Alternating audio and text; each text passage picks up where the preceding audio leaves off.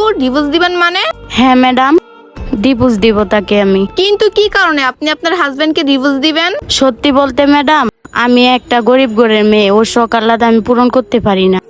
এখন যার কাছে গেছে উনি ওর সব শখ আহ্লাদ পূরণ করতে পারবে।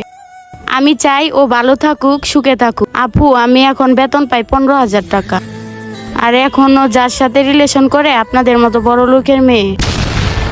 সত্যি কথা বলতে আপু, এতক্ষণ আপনার সাথে কথা বলে আমি যা বুঝতে পারলাম, আপনি অনেক ভালো একটা মেয়ে। আর যে আপনাকে ছেড়ে চলে গেছে সে কখনো সুখী হবে না অন্য একটা মেয়ের সাথে। মনি এইসব কি বলতাছে? ওইটা আমি জানি না, কিন্তু ও যদি আমার কাছে কখনো আইসা মাপ চায় বা সরি বলে, আমি ওকে কখনোই ক্ষমা করব না। সে তো কি বলে কখনো ক্ষমা করবে না? আপনি জানেন আপু, আমি ওকে কতটা ভালোবাসতাম। এই দেখেন রাত 8টা বেজে গেছে, আমি ওভারটাইম করতেছি ওর স্বপ্নগুলো পূরণ করার জন্য। আমি আমার কথা কখনোই ভাবি না, আমি সবসময় ওর কথাই ভাবি। এতটা ভালোবাসার পরেও সে যদি আমাকে